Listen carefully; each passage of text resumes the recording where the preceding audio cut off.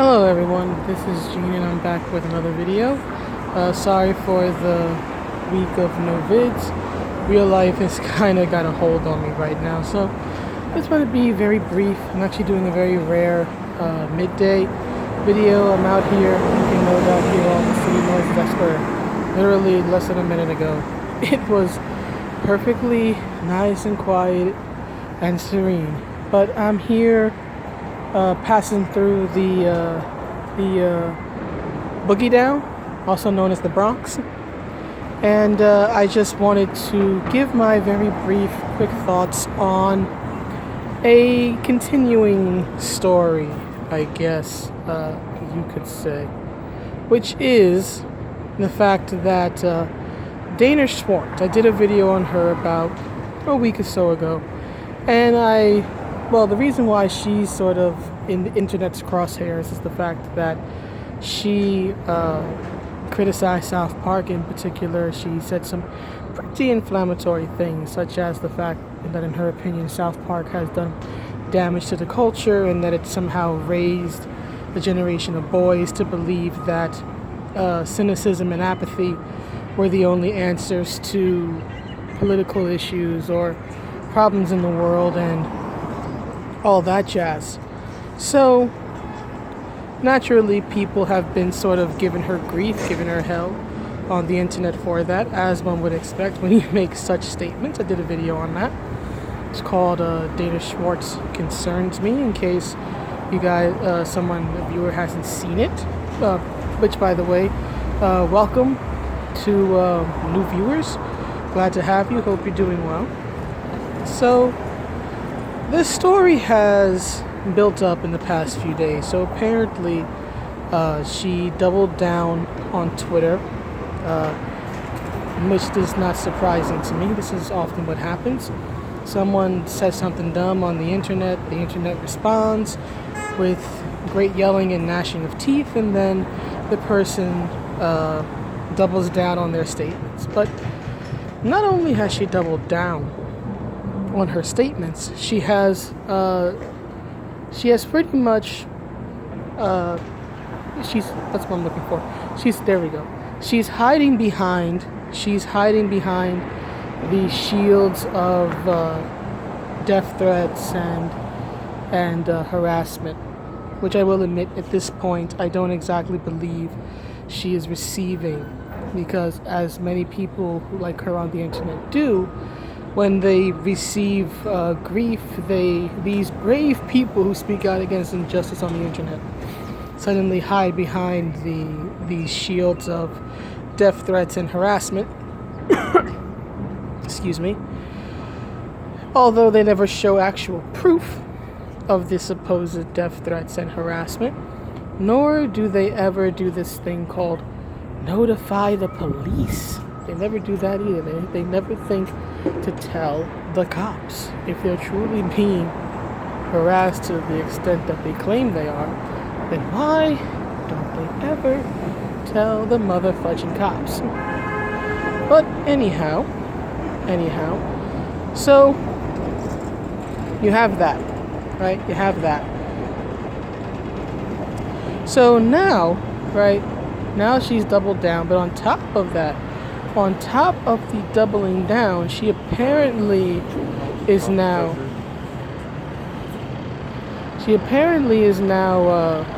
what's the word I'm looking for? She apparently now has an op-ed, right, an opinion piece explaining her side of the story in the Washington. Now I'm being sort of blocked out by the light, blinded by the light indeed. But anyway, as I was saying, she now apparently has received a op-ed, right, she's received an op-ed in the Washington Post explaining the situation. And one second.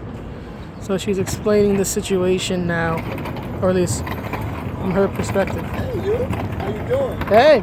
Good. So she's now trying to tell her side of the story, which is, of course, going to try to damn others. So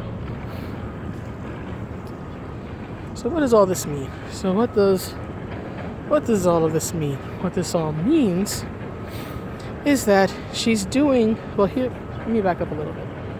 As you can see, this is very, very, very unstructured, even for me. But here's the thing, right? Here's the deal, right? The thing is that some people on the internet are calling her a Karen, right? A Karen is the person who,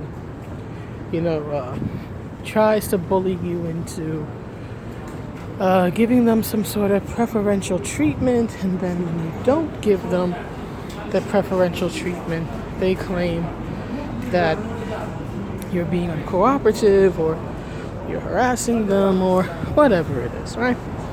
So they call your manager, right? That's a Karen. That's a Karen. The thing is that tends to not work because 8 times out of 10 the supervisor is going to take the employee's side anyway. But that's a Karen, right? The person who tries to pull rank and get some sort of preferential treatment that most of the time they are not entitled to. And they report the manager, or they ask to speak to the manager because they think pulling rank will do something. But that's not what Dana Schwartz is. She's not a Karen. She's worse than a Karen. She's an Anita. So named after Anita Sarkeesian, because here's the thing. Anita, or rather she's using the same tactics Anita used back in the days of Trips versus Women. She says stuff that's going to piss people off. Right? She says things that will tick people off. Then, when people, understandably, get angry, this brave woman, right, then decides to hide behind the shields of death threats and harassment, despite never taking legal action and never actually definitively proving that they were actually victims of death threats and harassment. And then they receive, and this is the worst part, they receive a platform because they play the damsel in distress. They end up with a platform. Anita had the platforms of Stephen Colbert and Congress and a bunch of other ones. And at least at the moment, Dana Schwartz has the platform of WAPO, of the Washington Post. Now you may wonder, well, what's that got to do with anything? But here's the thing. The Washington Post, while it may be a dying newspaper, while it may not have exactly much of an internet presence, depending on how one evaluates that, it is still a well-known and trusted and respected newspaper, right? It has over 40 Pulitzer Prizes. It's been involved in history-changing scandals. It covered Watergate and all this other stuff, right?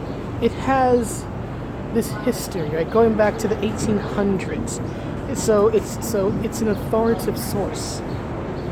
It's a very authoritative source that people, especially those who are not in the know, right, people who don't follow these things, they will believe what is in WAPO well before they believe, say, someone like myself, just a middle-aged woman making a video on her phone somewhere in New York City. But anyway, this is the problem, right? When an Anita gets a platform, because what do they do with that platform? They try to deplatform everyone else. They try to get the thing that they're so offended by to either change or be eliminated. And here's the thing. There were people saying from Jump Street, when it came to Ms. Schwartz, that she was trying to, what's the word I'm looking for, that she was trying to get South Park canceled. Right? Now, if you're a fan of South Park and you're familiar with it, people taking umbrage with it or people trying to get it canceled is nothing new. I remember it being very controversial when it aired back in the late 90s, so I would have been around 12, 13 years old. So people trying to get it canceled are not new, and people who take umbrage with it are not new. However, she may have a chance, in my opinion, of getting it canceled. Now you may wonder, well, how's that going to happen? The show's been on for 20 plus years. How in the world at this stage are they going to get it canceled? Well, let me remind you of the documentary by Hari Kondabolu. I'm just gonna call him Hari K because I have no idea how to say his name. But he's an Indian comic, right? And by Indian I mean from India, not Native American, just to be clear. But he made the documentary, I think, 2 or 3 years ago, called The Trouble with Apu, right? Where he basically talks about how offensive he finds the character and how meaning it is and how it plays the stereotypes and all this other stuff. Now, do I think that he made a good argument? No.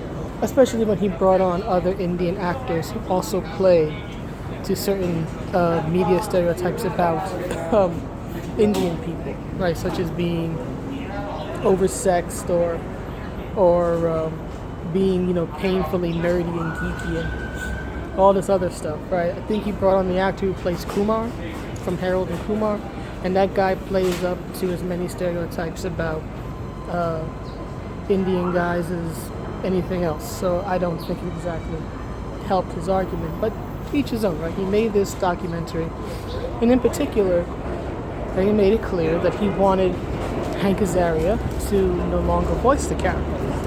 Now, while there was no change at the time, in fact, there's a scene in the documentary where Hank Azaria via email, or rather Representative Hanks, basically blows Hari off, and Hari literally has a meltdown, a breakdown in the documentary itself. So here's what happened. While it did not affect change at that moment, it eventually did affect change.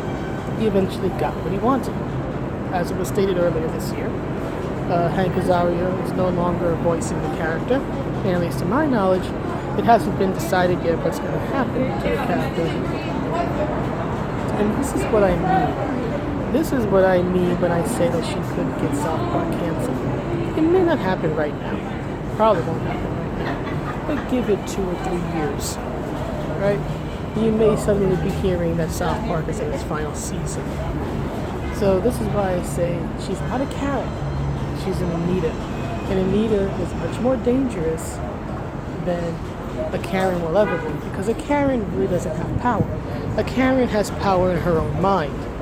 But Anita, or rather an Anita, can use the power that other people have, by she can influence other people by playing the "I'm being harassed" card.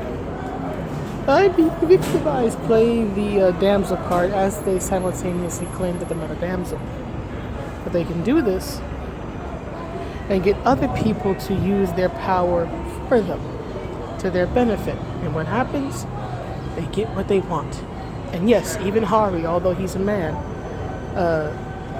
I would consider it Anita. Because again, the point of his documentary wasn't just to say, oh, I don't like this character, here's why. The point of it was to get the character removed, to get the voice actor removed. And that's eventually what he did. And he still appealed to powers greater than himself. For example, he features Whoopi Goldberg in his documentary.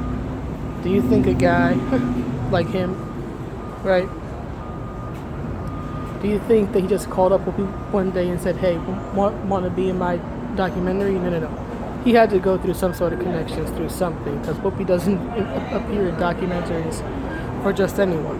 She doesn't have to anymore, right? So he was able to use another person's influence, right, to try to, or rather, I should say her fame, which is of course going to have influence, to sort of try to sell his point. And then eventually what happened? Nothing necessarily Whoopi was involved, but still, what happened? He got what he wanted. The character is at least currently on the shelf, and Hank Azaria is no longer voicing him. So Hari's an Anita, Dana Schwartz is an Anita, and then of course Sarky herself is an Anita. And these are the ones who were the worst. These are the ones who were the most dangerous, because these are the ones who convince people stronger than themselves and more influential than themselves to do ultimately what they want. They're the most insidious type. Don't worry about the Karens. The Karens are just legends in their own mind. Worry about the Anitas. Because the Anitas, for better or worse, are the ones who will actually get stuff done. And usually when an Anita gets stuff done, it's usually for the worst. Maybe she benefits personally, but no one else does. When an Anita gets her way, everybody else suffers but the Anita. So anyway, that's the video. I hope you guys enjoy it, and I will see you in the next one. Bye.